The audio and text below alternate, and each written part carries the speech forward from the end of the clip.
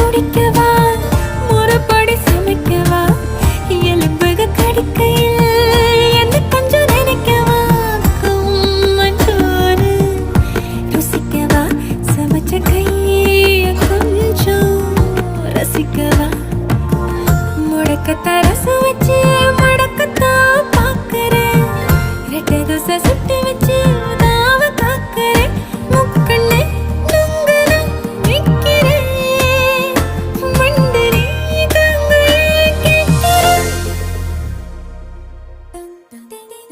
சர சர சார காத்து வீசும்போது சார பார்த்து பேசும்போது சார